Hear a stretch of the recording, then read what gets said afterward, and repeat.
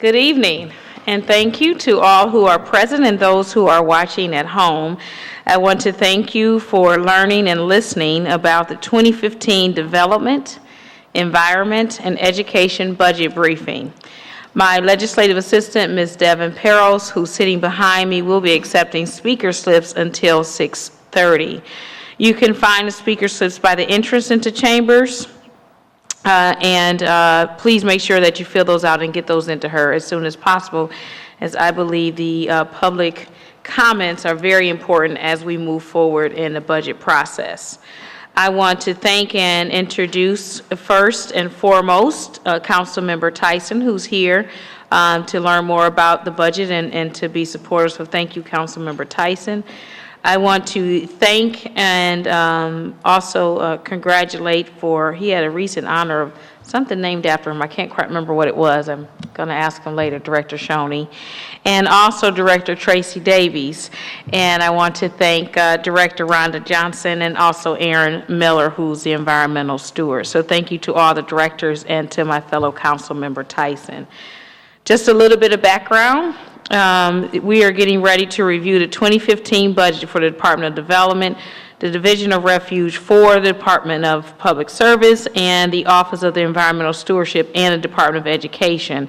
The budget briefing is an extremely important part of the process. There's lots of preparation before a day like today, lots of understanding, detail shared, information shared, education about pieces and parts before arriving here today.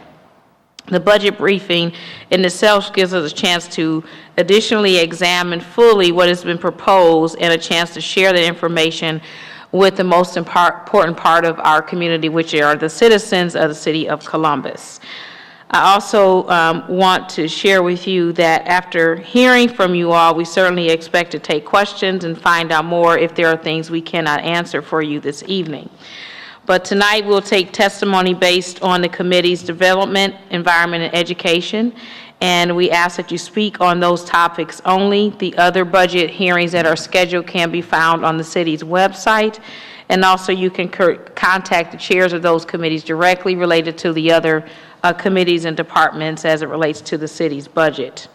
And now I'd like to turn the hearing over to Director Shoney and his staff to discuss the budget of the Department of Development. Director Shoney. Thank you, President Pro Tem Mills, and thank you for acknowledgement of the recognition. My staff and I took a field trip last night to examine some of the hospitality industry in the Franklinton area and found that one of the establishments there had named one of their weekly specials after me because we'd been doing some good work with them, so that was quite the honor. I'll just leave it at that. To get into our actual budget and the subject of the evening, the Department of Development has a very broad portfolio. Our budget covers the divisions, an administration division, which includes the city's land bank, our planning division, our housing division, and our economic development division, as well as code enforcement. I'll review each of those in turn, but to give you the broad picture of our budget, the Department of Development's total community development block grant and general fund budget proposed for 2015 is $31.7 million. That's a 1.9% increase over the 2014 budget that was adopted by Council. The bulk of that increase comes from an increase in funding for the Community Shelter Board. That's obviously Councilmember Tyson's committee, and we appreciate all of her work on those issues. I'll touch a little bit actually on some of Councilmember Tyson's committee work as we review the department's budget as a whole. The department is also responsible for the emergency human services funding, and you can see that line item there. We've had a small increase in staffing over the last year. About half of that increase is due to the fact that we brought the city's public-private partnership program over from public service and moved that into the economic development division. In addition, we added a couple of staff, a couple of positions to create a policy office within the department to allow us to do a better job of looking forward at the future of the city and the kinds of programming that we need to do to move the city forward. Looking at a couple of key areas, looking at the breakdown of the department's expenses based on personnel and services, the department's operation is pretty much evenly split between personnel and direct service, direct expenditure to clients or grants to other agencies. Looking at the department's expenses and budget by division and operation, you'll see here that about 9% of the department's budget is for the operations of the director's office, our finance and HR operations. We've broken out the administration line item within our budget to separate out the program services that are included within our administration line item. That includes primarily the land bank program, our neighborhood pride program, the neighborhood liaisons, and emergency human services funding. After administration, you can see that code enforcement is the largest operation within the department. Housing, then code enforcement, then economic development, then planning from a budgetary standpoint. Dealing with the individual divisions, the code enforcement budget this year has a small decrease, despite the fact that the personnel increases from last year. We added 8 personnel within code enforcement last year in the budget as part of our proactive code enforcement initiative. Those positions are fully funded this year. The decrease in code enforcement this year is largely due to one-time expenses that we had last year related to starting up these additional 8 positions, the equipment we had to purchase associated with those folks, as well as some other one-time expenses in code enforcement related to upgrading of other equipment. This does reflect a full year of funding for the proactive code enforcement teams. Other significant line items, the city spends through code enforcement a little over $750,000 every year in high grass and solid waste abatement. So that's cutting lawns, dealing with trash and debris on property that's not being properly maintained by the owners. That's the hard physical work that our team goes out to do every day to make sure that we keep the city as clean as possible with vacant and abandoned properties. Just to give a brief update on the proactive code enforcement teams, those teams are in the field now. We have 2 teams. One is concentrating on landlords that have a significant number of vacant and abandoned properties with violations on them, or occupied properties with violations on them, both. We have one team that's looking at that and tracking down those worst of the worst landlords and auditing their properties, looking to make sure that we know where all their properties are, that we're visiting those properties and we're inspecting them. The other team is going into some neighborhoods and doing targeted proactive code enforcement in a specific neighborhood, going house to house. So far, we're very pleased with the results of that, but we're still in an evaluation period to determine whether that's the right route to go. Moving on to the land bank, which is otherwise known as the city's land redevelopment office. The land bank budget is essentially flat. We have shifted some funding from the general fund to community development block grant, mostly for purposes of accounting and maximizing the leverage that we get on the CDBG funding. The other thing that you will notice is an increase in staff. That is in part due to 2 things. One is an increase in the number of properties that we have, and the other is a movement of some funding from for personnel between different budgets. We also have for land management, the land management fund. And so there are some funding line items that you don't see in this presentation. For housing, you see a significant increase here in our overall budget, particularly from the general fund. That is almost entirely due to the increase in funding that we provided to the Community Shelter Board last year to support their Navigators program and the new Van Buren shelter. The housing division does great work. They've last year served 355 homeowners with emergency repairs, 218 minor home repairs for the elderly. They have excellent programs for first-time home buyers and have provided over $150,000 in funding for community service organizations that are doing housing work out in the community. This division does very much hands-on, does a great combination of hands-on work with individual homeowners to keep them in their homes or get them in homes, as well as work with key partners like Homeport Community Shelter Board to make sure that we have an efficient, effective, top-line system for getting people into housing, getting them into safe and affordable housing. The Planning and Policy Division has seen a small increase this year. The Planning and Policy Division is responsible for ensuring that the city's development happens in a planned, controlled, meaningful way that maximizes the value to the city and our residents. The division is also responsible for leading the charge for the department and for the city in terms of developing policies that look forward to try and anticipate trends and ensure that we are coordinating all of our services within the department. As I mentioned earlier, we have a very broad portfolio of services. And so Vince Papsadero and his team are responsible for taking the lead on developing a development agenda for us, developing policies as it relates to how we encourage retail development within the city, and looking at those cross-cutting issues that span the department. Additionally, we've been working very hard on area plans. Just last night, our City Council adopted the West Franklinton Plan. That's part of the work that happens in this division. Finally, in economic development. Economic development is the team that goes out and looks for businesses and helps them grow very directly with incentives, as well as helping to create places that attract businesses. So the budget here shows a slight decrease. That decrease mostly reflects decreases in some funding that we've had for outside agencies. I'll talk about those in the next slide.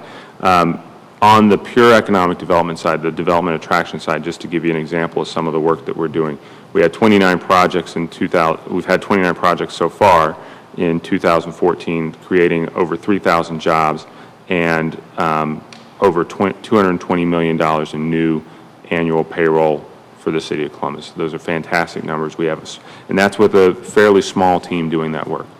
They're out there, they're meeting every day with businesses and working to promote the city of Columbus. And I would be remiss on that side if I didn't talk about the partners that we work with, particularly Columbus 2020. Columbus 2020 is, if you will, our marketing and sales partner for the city, and they do a fantastic job selling the city beyond our borders and within the community. So in addition, we have a significant number of small business services that run through the Economic Development Division. Those primarily come in the form of loan programs. We have loan programs in cooperation with the Finance Fund, in cooperation with ECDI. Just last night, we inaugurated a new loan program with increased CDC to do microlending. We work with other city agencies to try and bring together a comprehensive approach to small business, with our focus really being on two things. One is creating places for small businesses, so ensuring that our main streets, our commercial corridors are strong, attractive places, and then helping to provide financing through our partners to allow businesses to have the capital that they need to grow. A couple of other quick highlights I mentioned earlier, briefly earlier. We do fund through the, just a slide, there we go. We do fund through the Economic Development Division primarily a number of different contracts. We've had to make some tough choices this year in terms of funding initiatives that are important to us, but we are working with our partners at Columbus 2020, Tech Columbus, Columbus Sister Cities, to deal with some relatively small budget cuts for them. Those agencies are all confident that they can absorb these cuts and not have it impact services, and we're working with them to ensure that that happens. We're also funding the Partners Achieving Community Transformation Pact on the Near East Side through the Development Department's budget. And then we do fund two SIDs, Special Improvement Districts. One is the Capitol Crossroads SID here in downtown. And then this year we have new funding for the Morse Road Special Improvement District. That funding, that's a commitment that the city has had for a number of years, and we felt it was important this year to find the money to fund that program and really support that neighborhood. So we're doing that in this year's budget. That is all that I have in terms of prepared remarks and slides. I'd be happy to take any questions that you have. Thank you. Thank you, Director Shoney. I'm going to ask if Councilmember Tyson has any questions. I typically have the most, so I'll go last. Councilmember Tyson, do you have any questions? Thank you, Chairwoman Mills. And that's absolutely a fact when I'm in her hearings, that she makes sure that the listening and viewing audience gets a full understanding. Again, I don't have really any questions. I want to say thank you to the director and just really appreciate the results that your department has had in 2014. I'm excited about the new payroll in terms of the jobs of $221 million. Also very much pleased about code enforcement and the work that's being done there in our community. And your support of the Community Shelter Board is certainly important in terms of making sure that no individual in our community has to be sleeping on the street, and providing the resources for them to move forward. And lastly, I know I always talk to you about this when we meet, in terms of the homeless population is trying to find a way to continue to have, as you stated today, some of that, having more affordable housing for those individuals. So as soon as we move them through the navigation system, where are they going to go? And so, but with that, I am pleased with the presentation, and I will turn it back over to my esteemed colleague, who will certainly ask you many questions regarding your budget. Thank you. Thank you, Councilmember Tyson. I will sort of start where you left off as a segue as it relates to the funding for the Community Shelter Board. It is, the homeless population is a focus of ours. And just to reiterate to both the viewing and present audience, the funding for the Community Shelter Board does support the work at Van Buren and continues what we have funded in the previous budget, correct? Thank you, President Pro Tem Mills, Councilmember Tyson. Yes, indeed. It continues our funding with where we were last year, and puts our funding at the highest it's ever been. Thank you. And so I'll go through a few other questions, and just because I know that you and your team work very hard, and you also work to make sure that there's a good bang for the buck in terms of the city. So my first question is, can you elaborate, for the purpose of our viewing and present audience, the leverage that our partnership investment with Partners Achieving Community Transformation, the PAC group, has leverage in terms of federal dollars and other partnership support, and not just our dollars at the attempt of really transforming the community as we want to see it? Thank you, President Pro Tem Mills. We had a significant win this year when we were awarded a Choice Neighborhoods grant from the Department of Housing and Urban Development at the federal government. That grant is to help us to to transform or retransform, if you will, the Poindexter Village area into a vibrant, viable neighborhood. The Choice Neighborhoods grant was a $30 million grant that was granted to our partners at Columbus Metropolitan Housing Authority. The city is making an investment there. In addition, we are leveraging funds from the Ohio State University. Ohio State is investing, I believe, $10 million into that neighborhood and the PACT program. When I say that neighborhood, people often think PACT is only about Poindexter.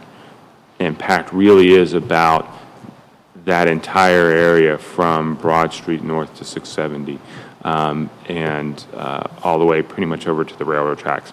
I get the exact border sometimes a little confused. But it really is about leveraging those dollars. The city's making significant investments, both in terms of operating and capital dollars. We are investing capital dollars to upgrade the infrastructure in the area, the water lines, the sewer lines, the roads, so that those dollars from the federal government and Columbus Metropolitan Housing Authority can be used on vertical construction and really creating the neighborhood above the ground. Thank you. And just because I don't want to assume that our viewing and our present audience understand CDBG and what it all does for the community as a whole. If you could elaborate the areas of where those dollars have an impact in the community. I know we had a hearing and share the consolidated plan and all of that with the community, but I want to make sure that when we look at dollars and how the community can interpret and understand what CDBG really represents in terms of our investment in the citizens.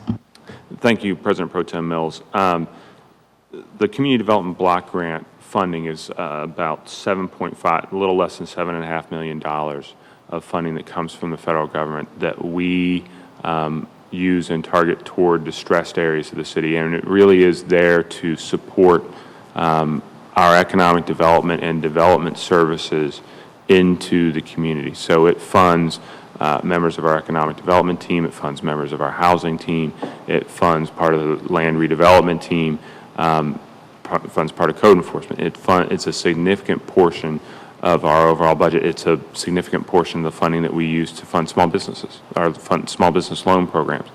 There's a portion of that is community development block grant funding. It really does run throughout the entire department, but it really is targeted at those areas where we have to do better. And there's a lot of areas where we have to do better. But those areas where the city has seen the most distress and we have the most challenge, that's where that money goes. Thank you. And also, as I mentioned earlier, in trying to help the community understand the bang for our buck, and you may not have an answer to this now, and perhaps if before we conclude the hearing, just a little bit about the ratio of personnel to our housing stock and what we've been able to accomplish. So the number of, when we look at the percentage of personnel that we're funding in general fund and how much work they're doing and how much ground they have to cover, given that the housing crisis not only has impacted us individually, but also as a city, and how keeping up with the impacts of the housing crisis with the small but mighty team that we have, and how we get that work done in terms of number of requests and orders that were written and things like that. And again, you may not have those numbers, but if you just give a quick overview in terms of, we have one code enforcement officer has to cover 30,000 houses and that sort of thing. Just an estimate, if you could. I will try by the end of this hearing to give you a sense of it, and I'll do some quick calculation. The city of Columbus is 224 square miles in round terms. Over 800,000 residents. The cities of Columbus, or the cities of Cleveland and Cincinnati could fit within our borders. I have a team of people that is so incredibly dedicated that are so dedicated yet still have so much to do that it amazes me and inspires me every day I come to work. That the code enforcement team, I'll look up the numbers, and actually Director Davies may know some of this through 311. I want to say that I won't quote the numbers off the top of my head in terms of the amount of 311 calls that we get on code enforcement, but it is in the tens of thousands that we get every year. And those are things that are not just sort of one-off calls. We have to go out, we have to inspect, we have to look at the houses, we have to work with the homeowners, so that if we have someone who has had a hard inspection on their home and they're a homeowner and they're struggling to pay the bills and they're struggling to put food on the table and they have a gutter that's coming off and peeling paint, and it's October, we have to have people who are trained and dedicated and frankly smart enough to be able to figure out that balance between enforcing the code and being compassionate and recognizing the real life situations that people have. So that's the soft answer. I'll try and get you some hard numbers in terms of the data.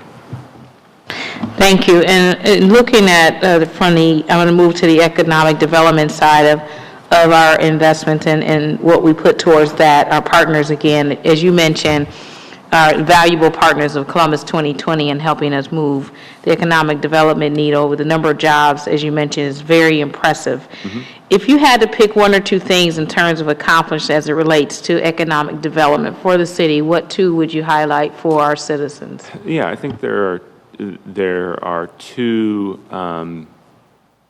do I just get two?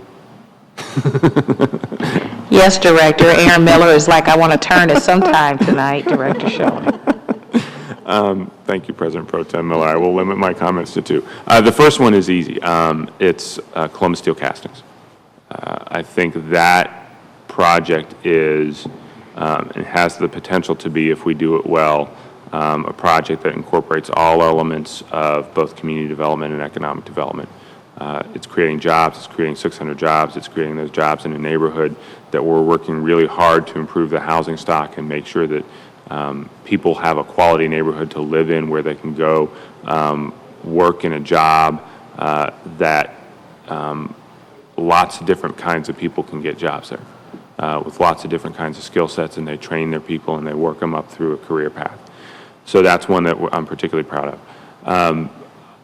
I'm also very proud of the work that we have been doing to really grow our office market. There have been a ton of office projects that we've done over the last year. Those jobs typically create those are typically high-wage jobs, whether it's ADS out at Easton, whether it's any one of the projects that we've done in the Short North or the Arena District. That's something that I'm really proud of.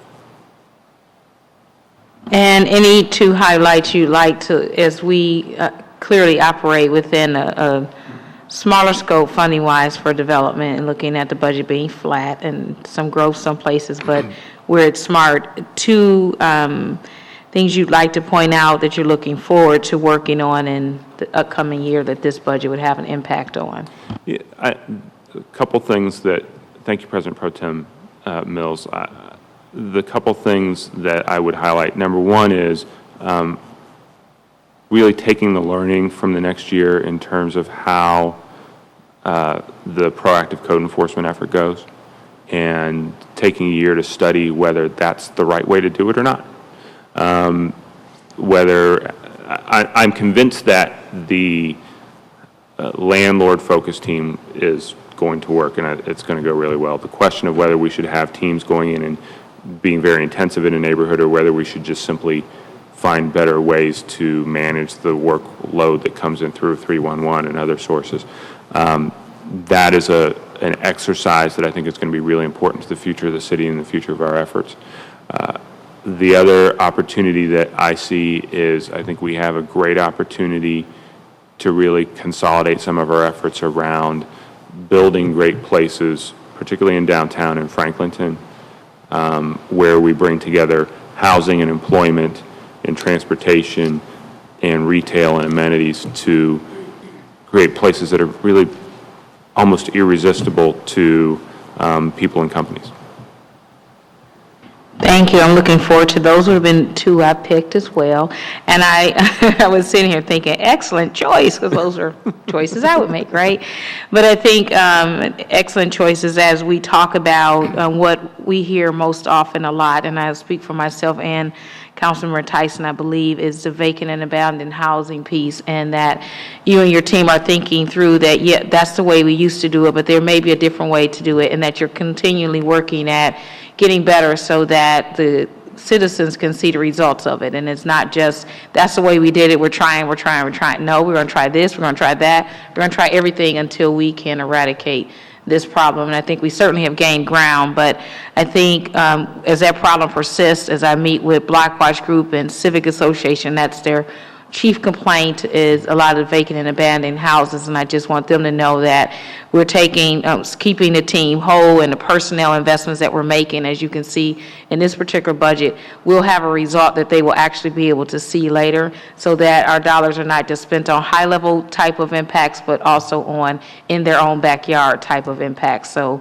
those are absolutely the choices that I would have made, that we're looking and thinking about how to do this different, and don't think we have all the answers and keep doing them, because complacency gets you nowhere. So thank you very much. I appreciate it. And I believe next up to bat, as they would say, is the Environment Committee. We'll hear from two people, Director Davies as well as Aaron Miller. And I believe, Director Davies, you are on first. I get to start. Good evening, President Pro Tem Mills, Councilmember Tyson. Thank you for the opportunity to present highlights of the proposed 2015 budget for refuse collection, residential recycling, and fighting litter across the city of Columbus.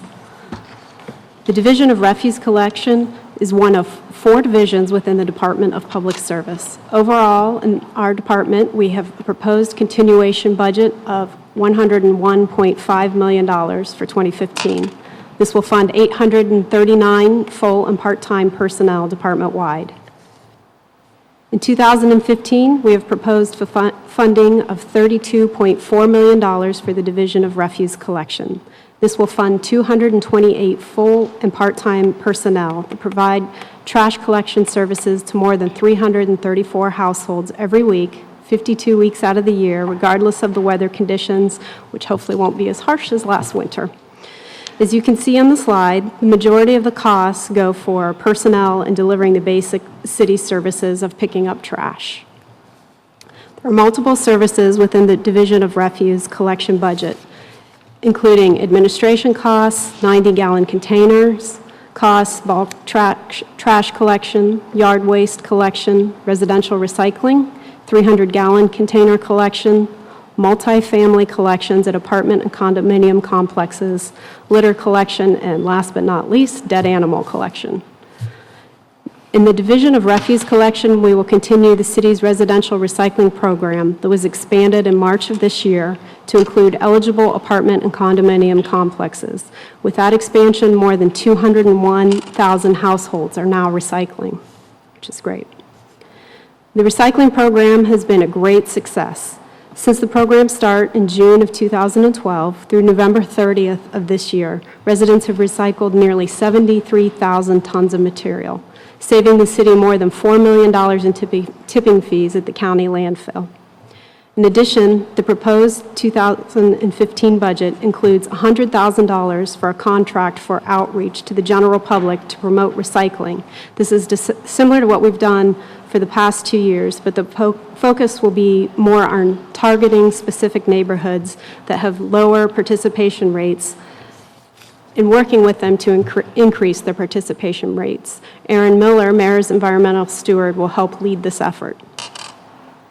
The Department of Public Service is also home of the city's Keep Columbus Beautiful program. Every year, KCB staff works with thousands of volunteers from neighborhoods, businesses, schools, churches, and other community organizations to clean litter from Columbus City streets.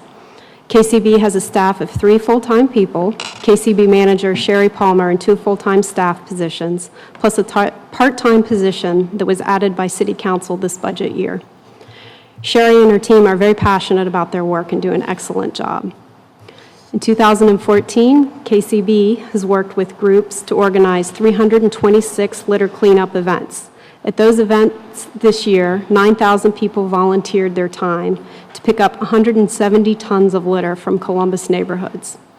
KCB worked with additional volunteers to conduct 49 beautification projects that planted flowers and cleaned up neighborhoods across Columbus. All told, in 2014, KCB worked with more than 10,000 volunteers to keep Columbus beautiful. That's more than 10,000 residents and business people rolling up their sleeves to volunteer their time, typically on the weekends, and we really can't thank them enough for their work. KCB also will continue its Pick It Up anti-litter educational campaign in 2015. Mayor Coleman launched the Pick It Up campaign in September 2013, encouraging everyone in Columbus to take an active role in ridding our streets of litter with a simple reminder: when you see litter, pick it up. Finally, in addition to hundreds of cleanups in 2015, KCB will continue its most popular initiatives, including Kick Butt Columbus, which cleans cigarette litter from freeway ramps, Plant Pride on Parsons along Parsons Avenue, Franklinton Spruce Up along Sullivan Avenue. I want to give a special thank you to Steve Wenzel, Assistant Director of Finance, and his team for putting our budget together.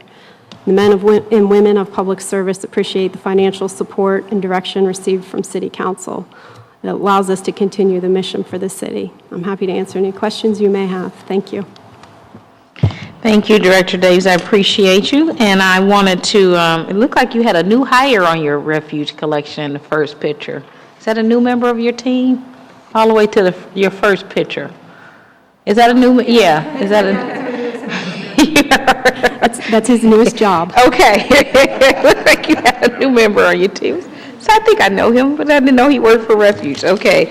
I wanted to thank you and your team for one of the most valuable educations I've had since chairing this committee, and that is about the investments and the support we provide to make sure the university time, just your team and just a phenomenal job, the patience and the customer service that they bring to bear every day during that time. It would be very difficult without them, how well it goes in terms of move in and move out day with the university. And I don't know that everyone knows what we bring to bear in the university area as it relates to refuse collection and how differently it would look if we did not support those efforts. So I want to thank you and the team, and just what a phenomenal job, and thank you for educating me on how all that works. I really appreciate it.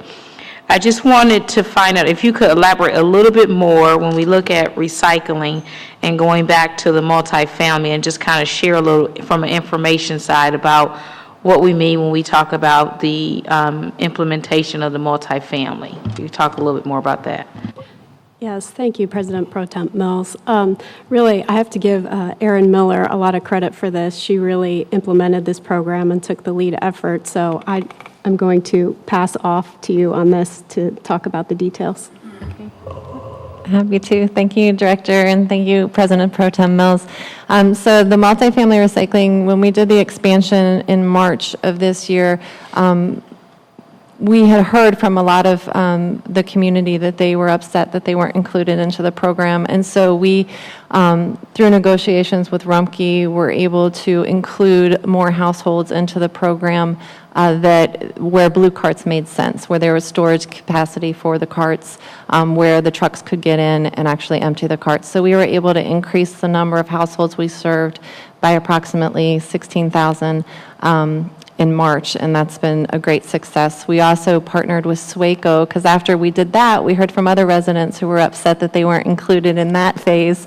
And so we partnered with SWACO, and SWACO is actually moving their drop boxes into complexes that are interested in having recycling service.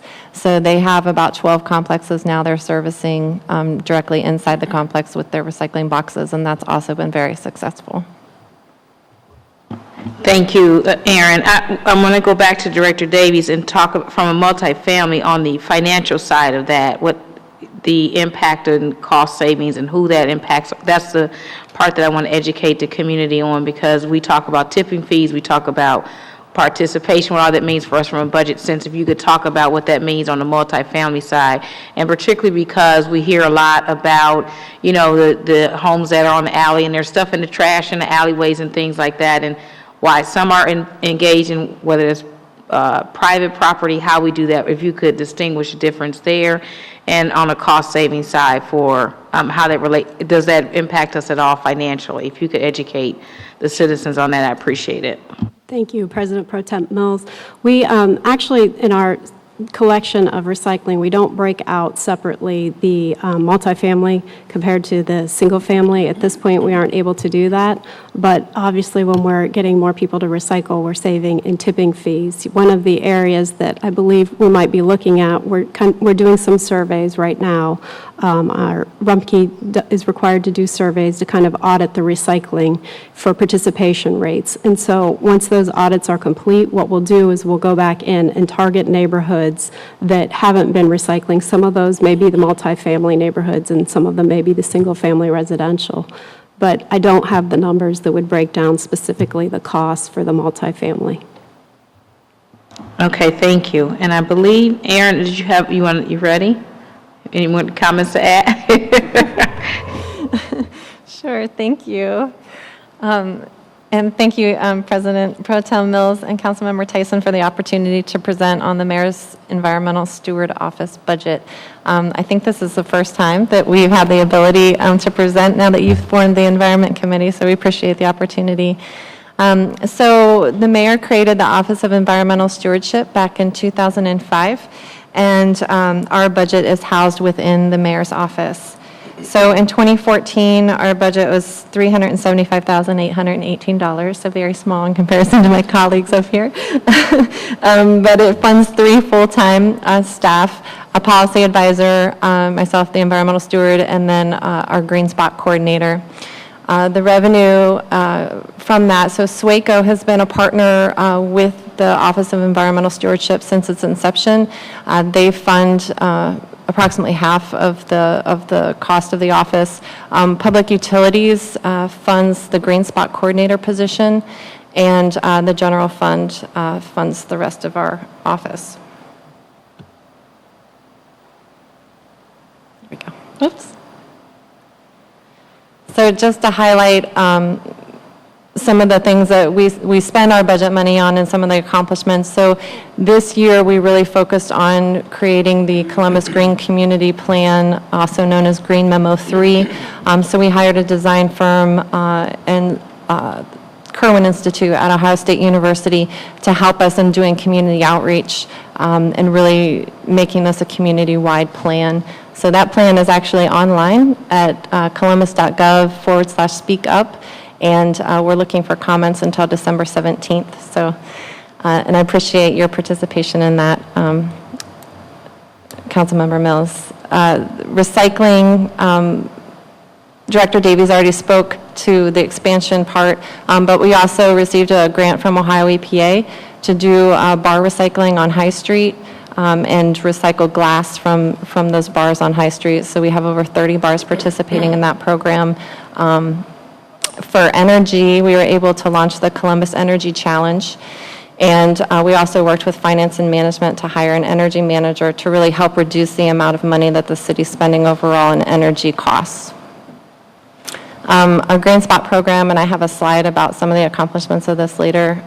We also funded the Bug Your Bike program, which is an RFID tag that goes on our residents' bicycles so that if their bikes are lost, our Public Safety Department or CODA or OSU's Lost and Found can scan the bike and then be able to contact you and let you know that your bike had been retrieved.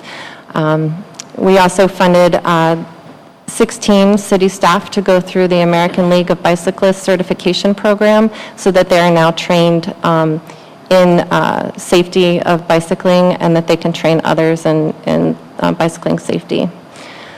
We continue to share Columbus's green story to the national audience, so we use part of our funds to help provide travel support to city staff to go and present at conferences and share the story of what we're doing to a national audience. The Veggie Snap program is exciting, so that we're trying to get more equity put into our green planning. And one of the ways is to try to, with local food, trying to make sure that everyone has access to fresh, healthy local food, no matter their income. So we were able to provide $10,000 to go towards a double up of the SNAP program so that you could have $2 for every dollar you spend matched to go towards fresh vegetables at 6 community markets. And then we also work citywide internally on enacting a city environmental policy and then working to make sure that we're obeying environmental regulations and training our staff. And we supported, Director Davies had spoke about Keep Columbus Beautiful, their Pick It Up campaign. So we helped support that campaign by giving about $8,000 towards billboards to spread the word about the Pick It Up program. And then, as you know, the Car2Go pilot ended, and we worked with you to put together permanent rules and regulations for car sharing in the city. So here's the website domain for the plan, and as I said, comments are due December 17th, so we would love to get as much input as possible. To date, we've had over 1,000 people participate in the establishment of this plan, so over 600 participated through a survey, and then we also did focus groups and community presentations throughout the city. So this is one effort that we haven't gotten a chance to talk about, and we were able to partner with the Mind Market at CCAD to help us, and with the private sector, with Egner Construction, and also Clean Turn. And this is deconstructing vacant and abandoned houses. So we've been working with the development department on this effort and piloting this program. Basically, the goals of the program are to revitalize neighborhoods, reduce waste going to C&D or construction and debris landfills, and create jobs and skills training for ex-offenders. So Clean Turn is one of our partners in this, and we were able to provide almost 600 labor hours for conviction-friendly labor hours and training opportunities for those who are previously incarcerated through this program. And what it is we have an abandoned vacant house, and the crew goes in, and in one day, they're able to take board feet of wood out of the flooring, molding, sinks, other things that can be salvaged, and then they're able to repurpose those materials instead of it going to the landfill. So this has been a really exciting pilot. We were able to do 15 homes this year and 20 homes last year, so we're hoping that we'll be able to increase that amount in 2015. So Green Spots is another successful program. To date, we have almost 11,000. There's 10,784 green spots. We have green spots registered for businesses, residents, as well as community organizations. Our Green Spot coordinator also has partnered with Franklin Soil and Water, and we conduct education for stormwater. And we've given away 759 rain barrels in Columbus this year, or not given away, but done a cost share, so a reduced cost for residents. And then we also have a corporate sustainability class where it's an intensive 6-month class for larger corporations in the city to learn how to be more sustainable and learn about the resources available to them. The Discovery District became our first green spot neighborhood. So in 2015, we're going to be reaching out to more neighborhoods throughout the city. And then a Green Spot Kids, which ties into the education component. We have 39 classes at 24 schools that are adopted into the Green Spot Kids program. And they teach their kids about sustainability through the schools. So in 2015, our budget is relatively flat. Again, we expect revenue from SWACO, Public Utilities, and the general fund. And in 2015, our anticipated programs is exactly what Director Davies had said, like focusing in on those areas that need increased participation in recycling, expanding multifamily opportunities, looking at single-use bags and trying to reduce the amount of single-use bags that are used in the community, looking at green outdoor events and how they can, or outdoor events and how they can be more green and sustainable, including recycling at our events that we have throughout the city, and also doing a climate science advisory committee. So climate change is real and it's happening and we're seeing the impacts of it, and so we want to be prepared for it. So really relying on the experts that we have in the community with Ohio State and Battelle and others, and finding out what those impacts are projected to be for us and identifying our risks and vulnerabilities associated with that. And then we'll also be finishing the urban tree canopy study and launching a campaign about the importance and value of trees. I think that's all I have. If you have any questions, I'm happy to answer them. Thank you, Aaron. Councilmember Tyson, do you have any questions before I get started with mine? Thank you, Chairwoman Mills. And just, I think it really, my comments are both for, I think, Aaron and Director Davies, that, one, I'm just really pleased, as obviously as a finance chair, any ways we can save money. And so just appreciate the money we're saving in terms of recycling with the tipping fees of the $4 million.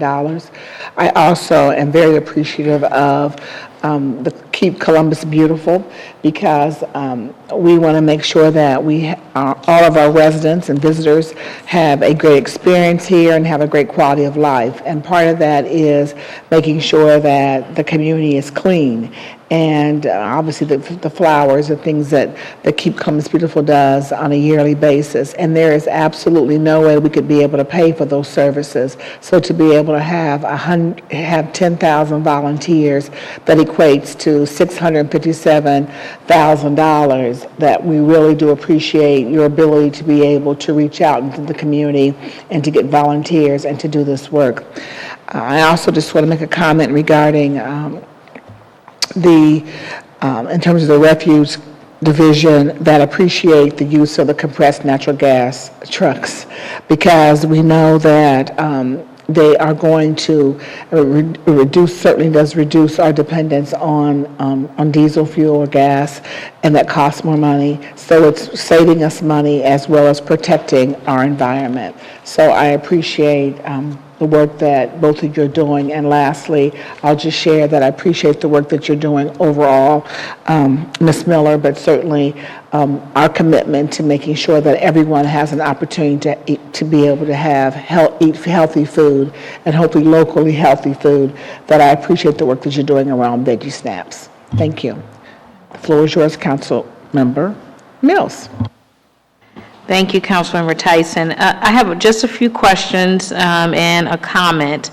So one question I have, can you share with me the number of folks, and I think I knew this at one point, that graduated with the Green Spot Sustainability in 2014, and can we look forward to that in 2015? Yes, so the Green Spot Corporate Sustainability class, I believe we had approximately 10 companies graduate, and we will be continuing that program in 2015. My next question is on the deconstruction, and I am aware that the Columbus Urban League had a good partnership with, I want to say it was also with Clean Turn, or another group, in working with ex-offenders. And can you share a little bit about how many folks are engaged in that, and what are the projected outcomes that you may have in terms of participation in 2015? Yes, thank you, President Pro Tem. So Columbus Urban League, I was remiss to not mention them as one of our partners. They're definitely a partner. They help provide the soft skills training before the harder technical skills training that Clean Turn does. So they work hand in hand together on this program. We were able to leverage funds to the Columbus Foundation, United Way, and other foundations to be able to support those training efforts with the Urban League. So it was very successful. In 2015, it depends on the availability of housing, so I'm going to look at Director Shoney and how many houses we can commit to deconstructing, but I'm hoping that we'll be able to double the amount of houses that we had done this year, so to 30 houses would be good, but I would love more. Thank you, Stuart Miller. That was my perfect segue. In talking about the deconstruction, and as we work with the land bank and some of the other demolition and how all that goes, is that another opportunity so that our internal workings are collaborative and coordinated in terms of costs that can help, and maybe those who are interested in engaging in that can learn more about how they can be helpful with it, just in terms of demolition. And Director Shoney, you look like you're chomping at the bit to respond to that, so I'll turn the floor over to you. Thank you, President Pro Tem Mills. We are, first of all, in terms of coordination, collaboration, one of the great initiatives that I inherited when I came into the department was the vacant and abandoned properties team, which combines staff from the mayor's office, from code enforcement, the land bank, housing, and our friends at Building and Zoning Services to really come together, and the city attorney's office, to really come together and concentrate on what those key properties are. As it relates to groups that want to participate in our process for dealing with vacant and abandoned properties, and whether it be rehabilitating, deconstructing, or simply traditional demolition, we are always looking for strong partners that have experience in that work. We currently use, I can't remember whether I think it's 7 contractors. John Turner and his team in land redevelopment have developed a really streamlined process for working with those contractors. I would also be remiss if I didn't mention that we have very good partners with the County Land Bank, formerly known as the Central Ohio Community Improvement Corporation, where we are partnering with them to ensure that we maximize the amount of state dollars that we get to fund demolition. As we look forward, not this year, but into 2016, 2017, 2018, the availability of those funds to continue the great work that we've done with demolition and reconstruction is something that I'm worried about. I think we're all worried about, and we're going to be keeping our eye on. Thank you very much. I appreciate that. That adds some additional context to not just us as a city, but also in terms of the county and what we all have in front of us. I want to take a moment and give Stuart Miller a chance to think about my next question. As we look at budgets and budget hearings, it's our time to share with the community why we make investments that we do in things that in challenge years and where dollars are not what we want them to be. We make clear choices about what we think is really going to be in the best interest of our city and our citizens. And most importantly, as we look to the future, our environment is critical part of that picture. And so what would you share with the citizens that you would look forward to in 2015 as we ensure that your budget has what it needs and that those are things that we can look forward to in 2015 that will support the community? So when you look at 2015 and what this budget includes, what would you say are some very important things that you're looking forward to in 2015? Thank you, President Pro Tem Mills. That's a really good question. I think completion of the urban tree canopy is going to shed a light on a lot, because we really don't know right now what our tree canopy is in comparison to other cities. We're losing the, trees at an alarming rate due to emerald ash borer.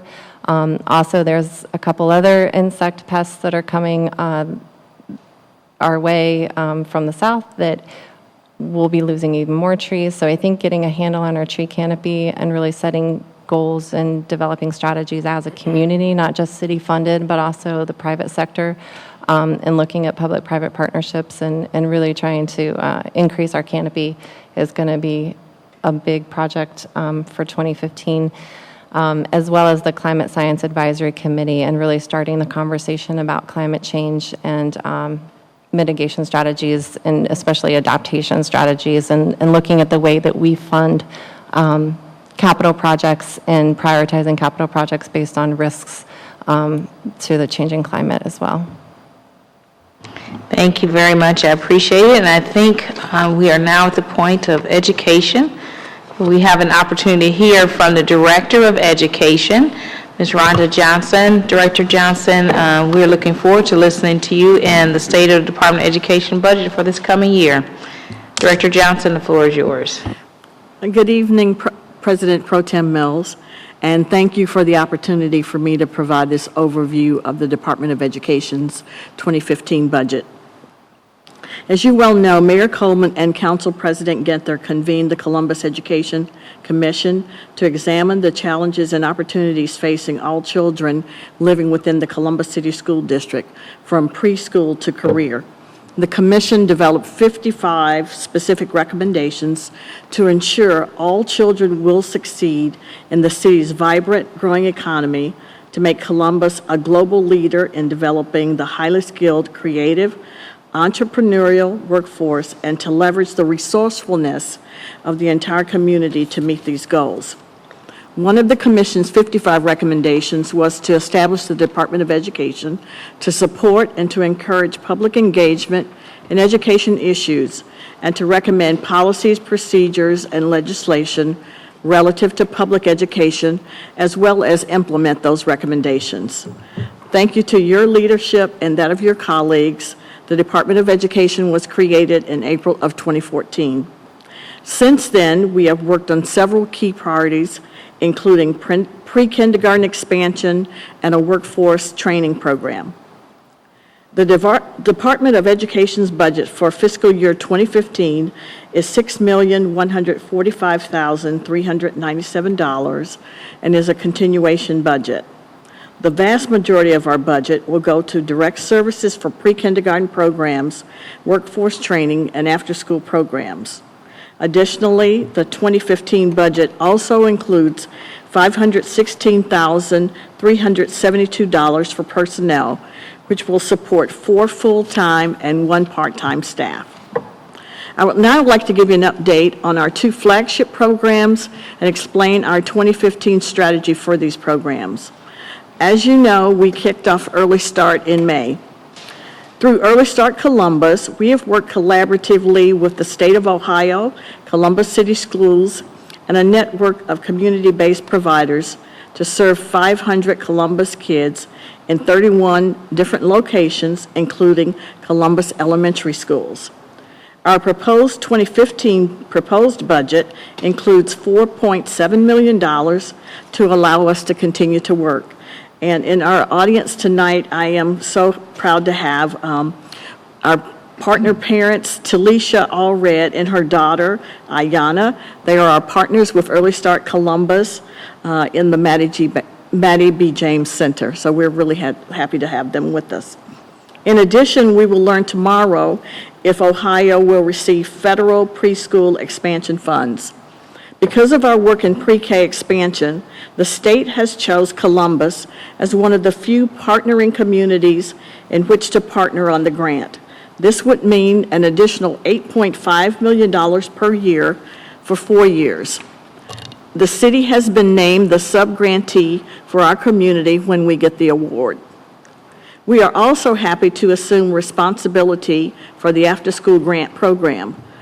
This program's functions, but not funding, will be transferred from the Department of Recreation and Parks, provides Columbus kids a safe after-school environment to continue their education after the end of the day.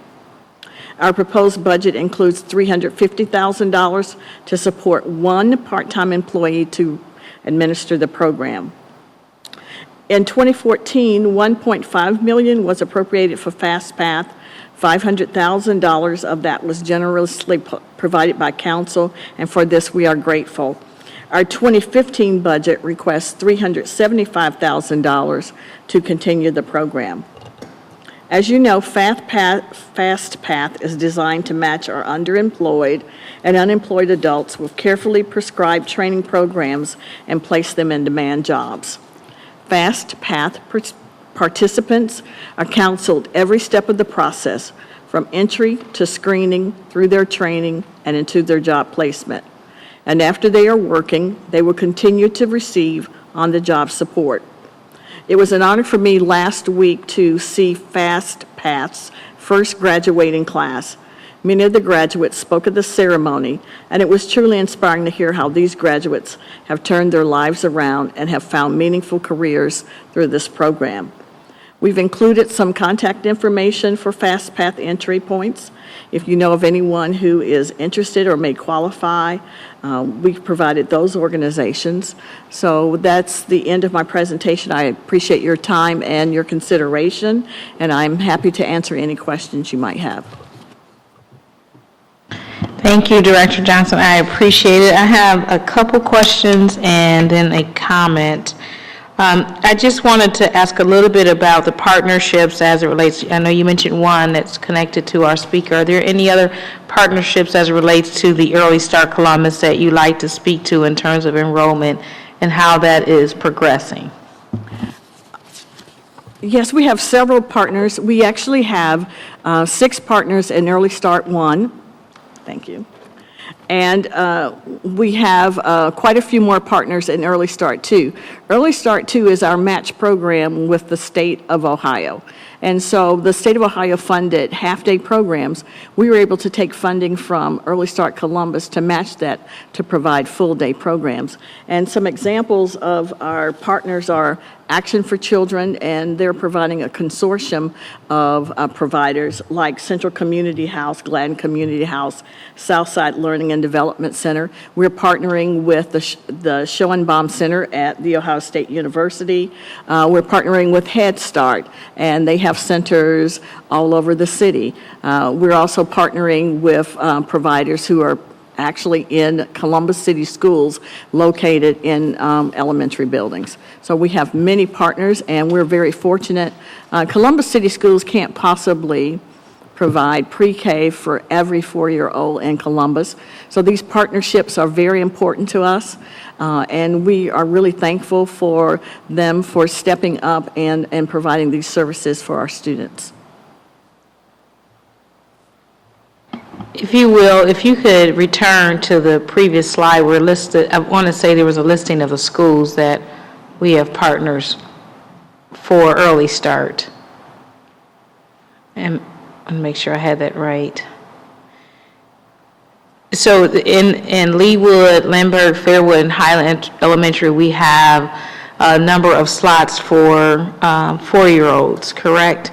In those elementary schools. That is correct, President Pro Tem Mills.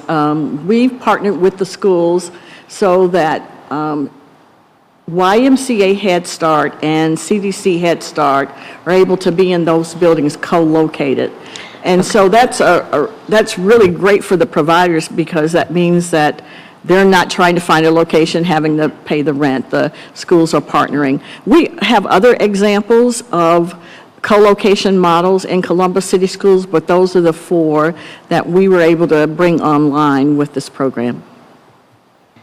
Thank you. And I may ask you a question that you may not have the answer to, but the students who would start pre-K there, kindergarten and all the way through what grade would they be able to remain and have consistent stability in terms of their education in those schools? Are they all K-6 school or now pre-K-6, or are there 2 more schools in their future in terms of, as we see the impact of high school graduation? Are there feeders that are connected to these schools for that pre-K to 12 experience, or will they attend 2 more different schools?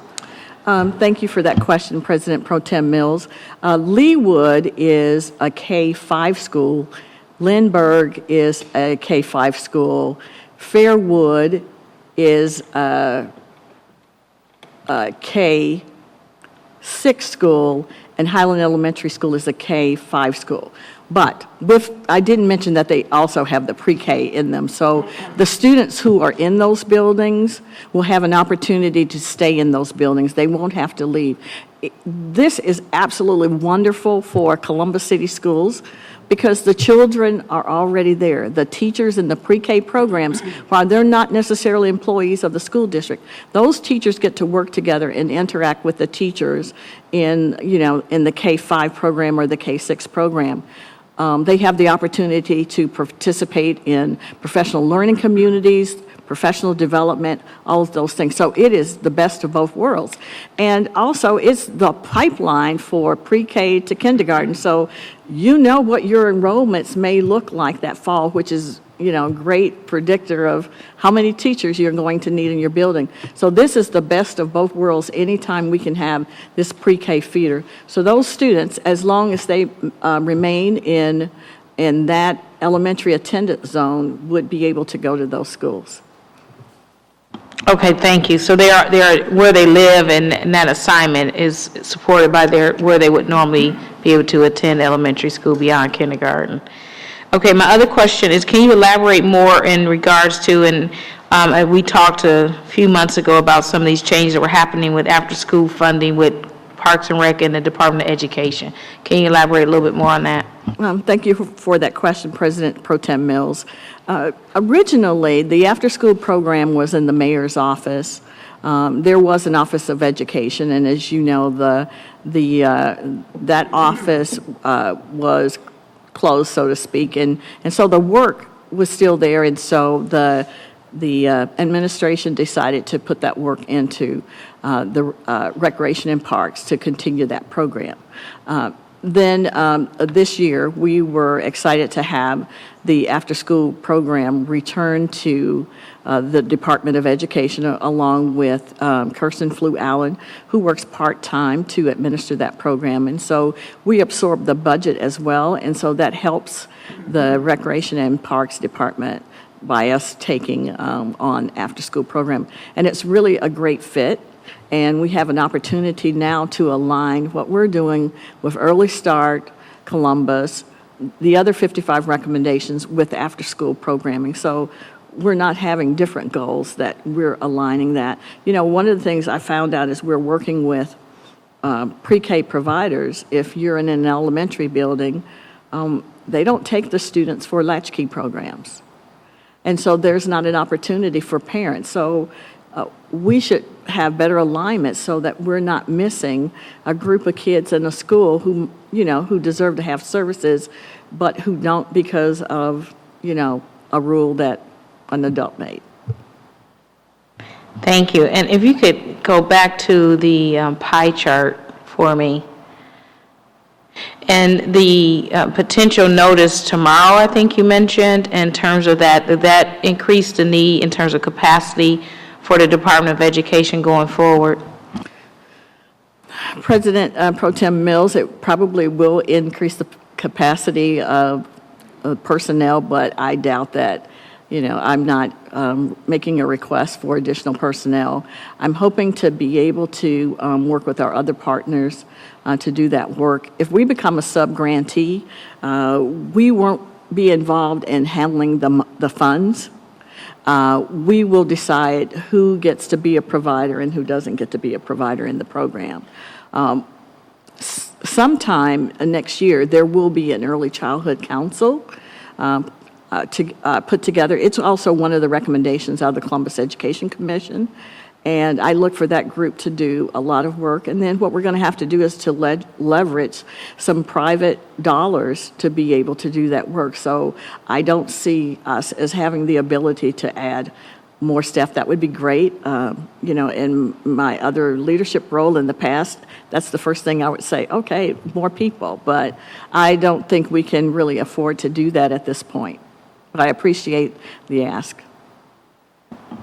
Thank you, Director Johnson. And my comment to you is happy birthday. I forgot to mention that on the onset. So happy birthday. Now, I believe we have reached one of the most important parts of tonight's hearing, and that's the opportunity for public testimony.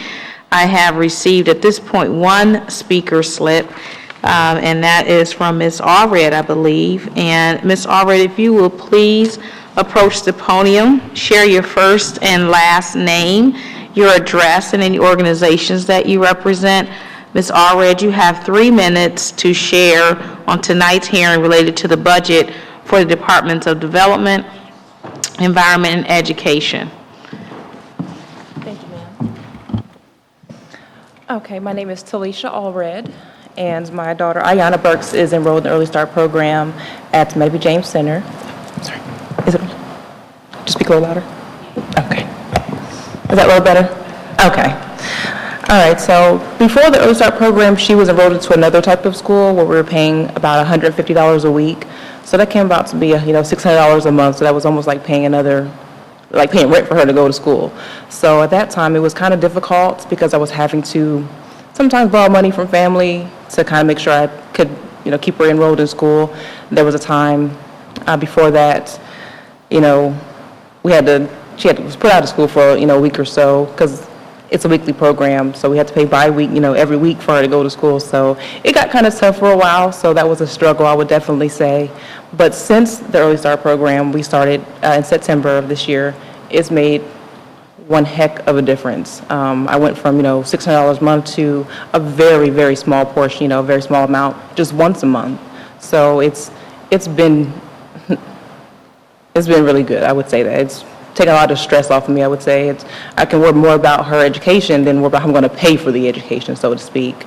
The Early Start program, I feel like I have better access to education for her. Before that, going to school, I didn't really feel like she was getting the readiness for kindergarten, but now I can see that I see a very big difference in her, and she likes going to school. Before I could ask her, did you learn anything? She'd say, no. Now I can ask her, did you learn something today? And she can tell me, say, yeah, I learned Spanish today.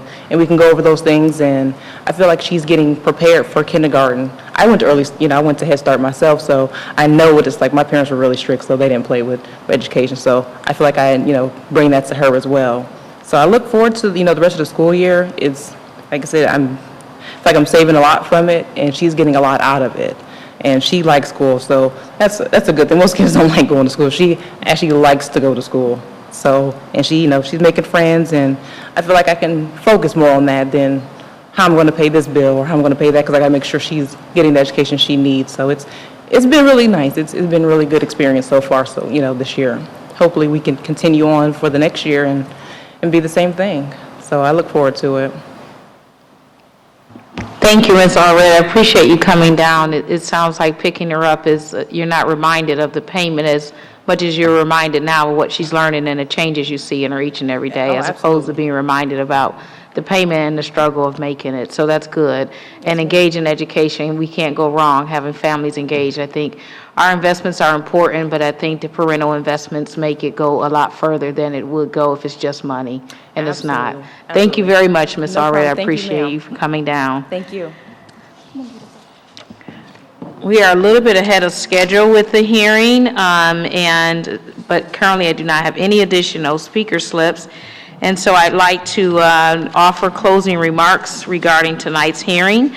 I want to thank everyone for viewing or coming to participate in tonight's hearing on Development, Environment, and Education Budget. If you have any additional comments, whether you're listening home or you go home this evening after attending the hearing and would like to share more comments, we will have a public comment hearing related to the budget on January 8th, and that hearing will begin promptly at 5:00 p.m. And I encourage you to, if you have additional questions or comments, to please feel free to contact my office. I want to close tonight in describing the committees and what we've heard tonight in terms of why we make the investments we do by using the analogy of walking to school.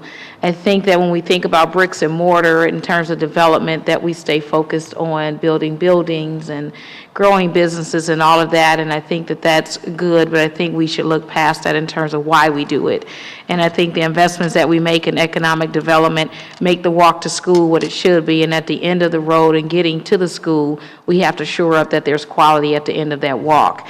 And so as I sit here listening to our investments, I think about our children in our community walking to school and what they see on their way to school and what happens when they get to school.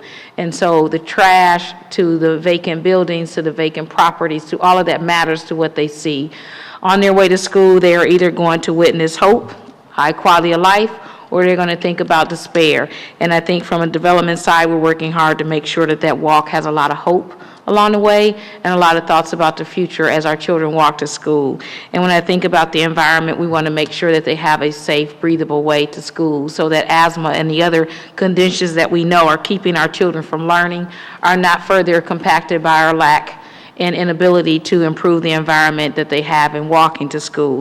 And then I think about when they get there, are we making sure that there's high quality education and people there that are going to teach them and nurture them so that they can become the future leaders of tomorrow, and that when they get older, they'll choose to grow the city, to open their business here and have opportunities because the jobs that we're creating are there waiting on them.